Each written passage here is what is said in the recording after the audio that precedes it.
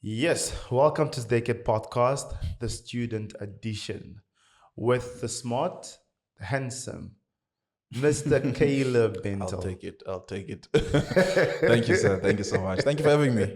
It's good to finally be here. It's good to finally be here. Awesome, sir. It has been a long journey, but you're here, yeah. sir. Yeah, we're here. We made it. We made it. We made it. So, Mr. Caleb, just to get into the gist of things, Yeah. kindly tell us a bit about yourself, what Okay. you do, and what you studied. So my name is Caleb. Yeah. Caleb Bentil. I studied retail business management at CPUT. I graduated 2023, finished 2022. Record time, no repeats, no failures, nothing. But before that, I was actually at Nelson Mandela University. I was studying management there before I left and came this side. Yeah. So that's me. That's me in a nutshell. Yeah. That's it. Awesome. You've heard that he said he studied in record time. Record time. Yeah. Yes. Yeah. No yeah. fails, no repeats. Just one and done. Just breezing through it. That's the way it's done. That's the way it's done. So what sparkled the interest in studying retail and business management? So for me, I think I've always just had a knack and a desire for retail. It's just something that's always interested me. I've always been interested in, rather. Just every time I would contemplate or think of a business idea or something would just come to mind, I would always look at it from a business aspect to say, how would this work in a business? I think the first thing that sparked my interest was, I remember in high school, I think I was in grade 9, someone told me that Skip and Omo are the same company. I was like, okay, what do you mean by that? Like, no, it's literally the exact same company. It's just branded for two different markets. I was like, wow, that blew my mind. I think that's where like the wheels started turning in my head to say, wow, okay, so business can do this. And I think that's where the idea of a business started. And Richard Branson with Virgin has always been something that inspired my thinking when it comes to business and all of those things. So yeah, I think that's where the spark came from initially. Yeah. Awesome. In simple words, right? What is business retail management? So retail business management, it's basically the organizing and the management of a retail business store. Yeah. So if you look at Checkers, for example, it's managing the process of everything from the systems down to the cleaners and everything in between. So ensuring that everything has a seamless and a proper flow. So you're in charge of the shelving. It sounds like a minuscule thing, but there's also a science to it. The shelving, the stock coming in, literally the process of everything regarding the retail store. That's what retail business management is. If you want to go further, you can dive into things like merchandising, which is basically you get to go to different countries depending on the company, and you just look and scout and find different products for the business and for the company and things like that. So it branches out to many different things, but primarily retail business management.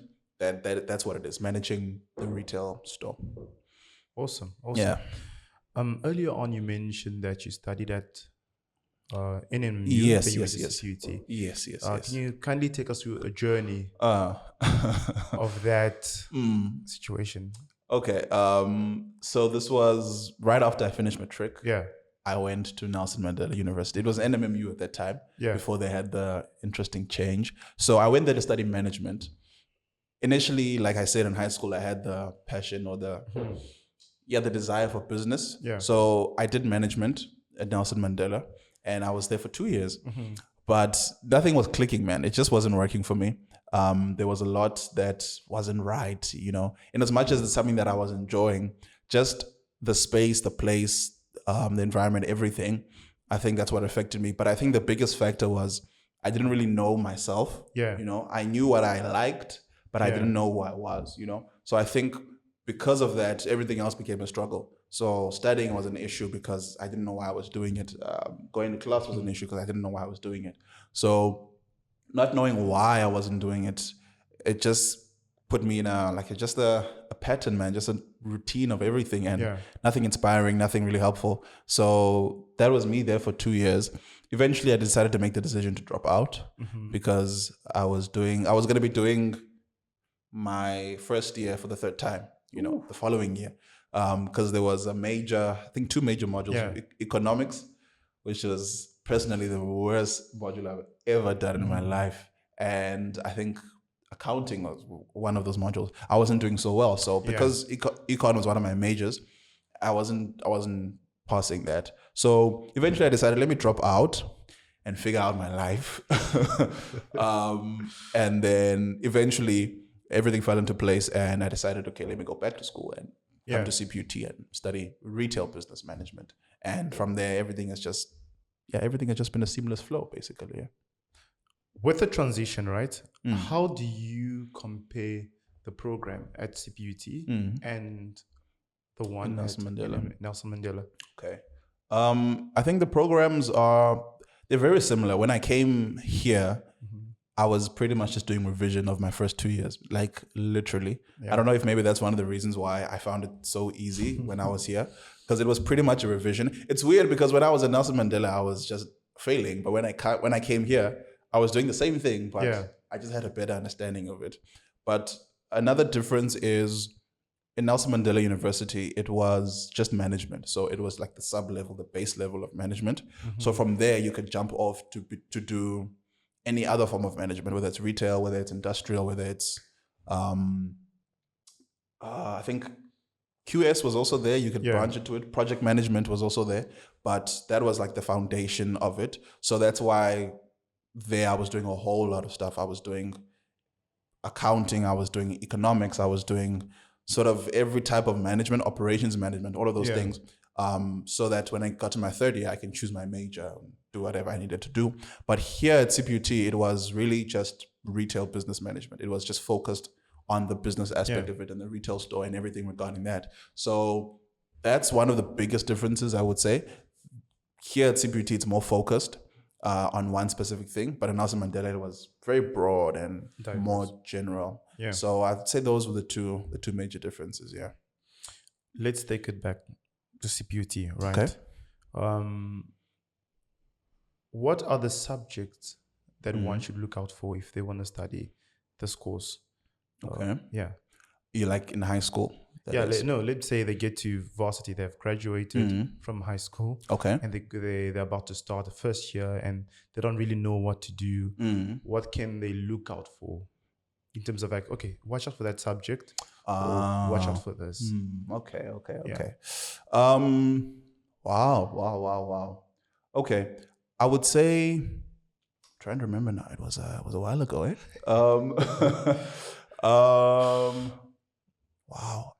I think take all of them equally. Maybe operations management might be, or for me was, I wouldn't say the most challenging. Yeah. But I would say the most unique out of all the other modules that I was doing. I think that's the only one from Nelson Mandela that was quite different. Yeah. So I think it's just getting that mindset of business.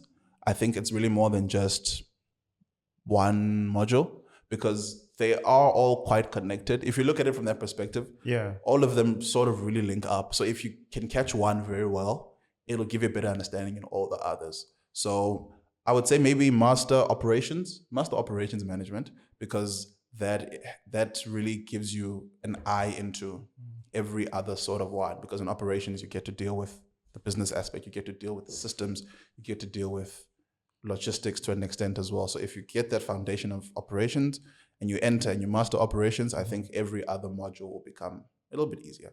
Also, if you're not a maths person and work so hard on your accounting, because hey, accounting is fantastic. But I think the accounting I did here at CPUT was not as formulaic as the one in Nelson Mandela. Because that one was, like I said, a more broad general accounting. So it was pretty much just accounting. But here it was more of business accounting. So it was a lot more easier. So yeah, that's what I would say. Now, you've graduated. Yes. Meaning that you've done your in-service as well, right? Yes. How do you compare what you had learned during your varsity days from what you learned when you went to do your in-service? That's a good question. That's a very good question. I think, oh man, it's actually quite different when I think about it. It's quite different because when you're studying, they tell you A, B, C, D, and this is how things work and this is how things flow. But when you get into the space, it's like it's real, man. Like it's practical, even more so than what they teach, because what they teach is very much, I think they are nurturing our minds to understand the idea of how a store works. Yeah. So they are programming our minds to have an understanding of why things flow the way they do. But when you get into the store, it's all about actually getting things done. They don't say, okay, so when I was in varsity in my second year, I did this and this course, this module said I must do this. That's not how they operate. They get in there and they say, okay, this needs to be done. What has my seniors told me? How do they say I should do it? Then I implement it and I tell everybody else that's my subordinates, and that's how it flows. So it's very practical. If you don't really have that knowledge of business, not necessarily just coming from varsity, but just the knowledge of business, it's going to be a little bit tricky. So it's very different when it comes to the theory and the practicality of actually doing work in service, because it's pretty much just like, that's where the, what did they say?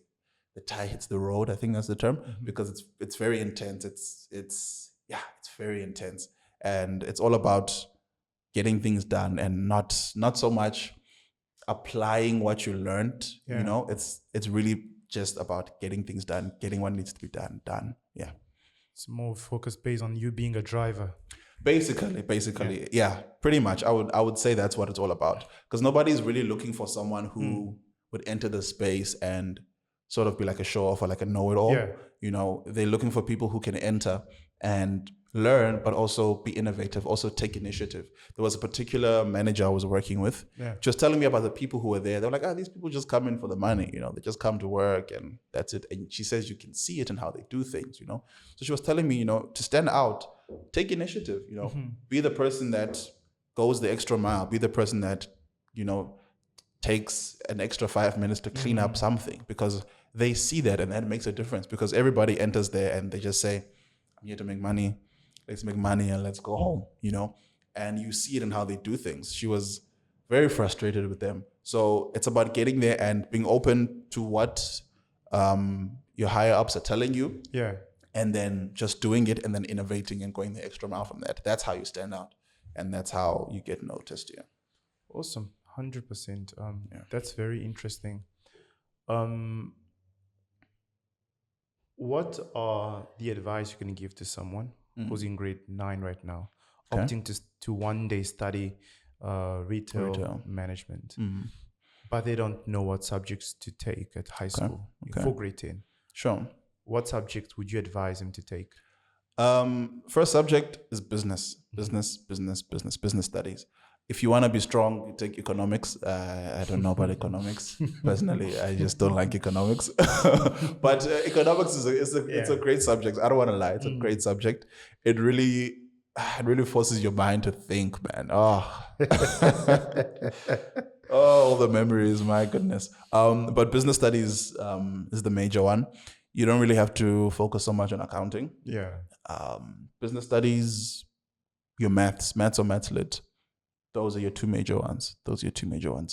I would say also IT or computers, whichever one it is that you do at your school. Okay. I would say that as well. That could be a nice advantage, because I did not do, in my first year, there was a computer module. Yeah. And I didn't do it because in my matric I had done CAT. It was CAT, yeah. So it was an advantage for me. So business studies is the main thing. Business studies would be the main thing, and then do your maths very well as well, and then those would be the two big subjects. Yeah. How do you compare varsity life from high school life? Oh man. So varsity life is very real. High school, you are very much under covering, you're very much nurtured. Yeah. In as much as they tell you that, you know, we are treating you this way because when you get to varsity is serious. It's a lot more different when you are in varsity. If you're not a person that's disciplined and that you can do things on your own, I think maybe that's coming from me having studied online, and I had to do things by myself. If I didn't wake up to study or wake up to learn or wake up to write my test, I was not going to pass, you know? So I think just overall having that discipline to do things yourself, to pace yourself, to set your own pace, set your own time, set your own schedule, set your own sort of itinerary, if I can use that word, I think that would help a lot. So that's the major difference, I would say. You have to be independent and disciplined. You have to be independent and disciplined. Yeah, high school is very chilled, man. I know when you're in high school, you think that this is all that there is to life. And you're like, wow, I've made it. I'm now one of the big guys in matric or whatever the case may be. But it's a very nice space, but varsity is a much different environment. It's a much different environment. It's really more, I think that's where you begin to see the type of person you're going to be. Yeah. You know, not necessarily have things figured out, but it's a good place to look and say, okay, if I do things this way, how is it going to turn out? If I do things this way, how is it going to turn out? So, yeah, I think that's the difference. High school is a place where you just nurture yourself and you're in a little bubble, but varsity is a place where you get to force yourself, if you do it well enough, to grow and adapt and become what it is you want to be, basically. Yeah. You just mentioned now that studying online. Yeah. Yes. Which means that, judging by the years that you studied, these chances are that you studied under COVID, right? Yes. And also means that there were no contact classes. Yes. So how did you interact with your classmates, and how did you all help each other? So my advantage was I had 2 months of like normal class before everything happened. So I had 2 months. So there were a couple of people that I actually met in those 2 months, thankfully. And those are the people that I spoke with pretty much throughout my entire 3 years. But I think it's just putting yourself out there, because we were fortunate enough to have a group chat where everybody was on that group chat. So we always had that constant update that, okay, work is coming in, work is due this date. And I think it's about putting yourself out there, because there are times where I would need to be in a group, or I would need a group member. Yeah. And I'd text, hey guys, I need someone, what's up? So I think it's about putting yourself out there. And yeah, that was it for me. It was a little bit of an interesting thing, because coming from Nelson Mandela, it was, the usual go to class, come back, that whole situation. But yeah, I think it's really just about putting yourself out there and just being open to meet new people and be a new person for someone else to meet, So yeah, that's what I would say. Yeah. As a person, what keeps you going? As an individual, as Caleb Bentil, personally, what keeps you going? Wow. I think the idea of helping people, man. I think the idea of being, if I could say being for someone who doesn't have, and I think that's one of the reasons why business excites me, because it gives me an opportunity to break new ground, because the way business is very formulaic. It's very, I sell a product or service, I make money. I sell more product, more service, I make more money. It's just like a circle. But the thing that really pushes my passion when it comes to business is the idea that I can be in charge and I can be in a place to make a greater impact and help more people, So I think that's really what gets me going, being in a space where I can be of myself and have a better opportunity to help people. Because if I'm stuck in a 9 to 5, you're bound to that. You don't really have, sure, you can. I'm not nothing against anybody who is, but being your own boss, having your own company, your own business, you get that opportunity to even bring in a whole new group of people and teach them those ways. I can bring in 50 people and say, okay, guys, this is how we do business. And they can look at it and see it as a culture shock to say, wow, this person does business this way, and it does something to them, and it gives them an idea, it inspires them, or whatever the case may be. So I think that's what really gets me going. The idea of I can be a help to people using business and breaking new ground and just doing new things, basically. Yeah. Awesome. So, what is the biggest life lesson that you have learned, both as a student and as an intern? Biggest life lesson. Yeah. Wow. The biggest life lesson I've learned is that, oh man, this might sound so harsh, but nobody cares, man. Yeah, man. Yeah, I know it sounds very harsh, but I think that's the biggest lesson I've learned. Yeah. Nobody really cares. What comes to mind is my first day at my Inservice, where I got there and I got to the branch manager, the store manager. I'm like, "Hi, sir, my name is Caleb. He said I must come to you from CPUT doing my Inservice." The guy looked at me like I was some lost puppy. In his mind, he was like, "My man, we are making money here. I don't know what it is that you want. Yeah. Go and find your way somewhere, you know?" He took me around and showed me everywhere, but it was so nonchalant. Like he didn't really seem interested, you know? And if you don't take the initiative to make yourself stand out, you're just gonna fade. You're gonna fade into obscurity, you know? So yeah, it's a sad thing, but that's what I've learned, is that nobody cares. You have to stand up for yourself. You have to stand out for yourself. You have to create your own world and create what it is that you want and bring that to life. You can't depend on this person will think of me, this person will consider me, this person will help me out. You know, you have to be the master of your own story. You know, you have to create your own thing. You get me? Yeah. It's a sad thing, but it is what it is, man. It is what it is. Yeah. It reminds me of a very common post I see on the internet. Nobody's coming to save you. Yeah, man. Nobody is coming. It's you, and that's it, man. You get me? Yeah. That's what it is. Yeah. Awesome. So, sir, what advice, Caleb, have you got for your younger self? Wow. Oof, that's heavy. That's heavy. Wow. I would say embrace your difference, man. Embrace your difference. Don't be afraid to not look like everybody else. Yeah. Don't be afraid to take initiative and do new things, man. Even if many people don't understand it, you know? That's what I would say. Yeah. Don't be afraid to be different. Don't be afraid to stand out. There's a lot of beauty in being yourself and in looking different from everybody else. It gives everybody something to look at. And if that thing they're looking at is such a beautiful thing, they can be inspired by it.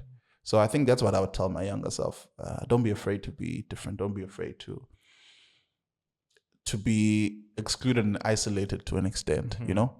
Be okay with being uniquely you, if I could put it that way. Yeah, that's what I would say. Beautiful. Be okay being uniquely you. Yeah. That's awesome. Yeah. So, last question, sir. Sure. Any career goals? Career goals. Make impact, man. Make impact. Like I mentioned before, starting my own thing. Right now I'm working on graphic design because I have a graphic design skill as well. So right now I'm working on a graphic design company and growing that. But just getting into as many types of businesses as I can, you know? Yeah. Having my eggs in as many baskets as I possibly can. Yeah. And just expanding, man. Just expanding. And the more I can expand, the more I can help people, the more I can change lives, you know? So that's the career goal. The career goal is to make more impact and of course make more money so that we can make more impact, you know? So yeah, that's it for me. Yeah. Awesome. Thank you so much, Mr. Caleb, for being here. You have been a mouthful. You have been a blessing. Yeah. I've had such a great time speaking with you, sir. Awesome. So we want to wish you nothing but the best on your future endeavors. Thank you so much. And keep on winning, sir. Thank you. Thank you for having me. It's been great. I really appreciate it. Some great questions. Thank you so much. Awesome.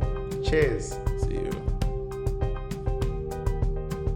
Thank you so much for listening to this episode. I appreciate you taking time and tuning in and be part of our community. We get to share ideas, stories, and perspectives through this podcast. I hope you enjoyed it and found something valuable in it. Don't forget to subscribe and share with your family and friends. I look forward to connecting with you in the next episode. Until then, take care. This is the Podcast signing out. See you next time.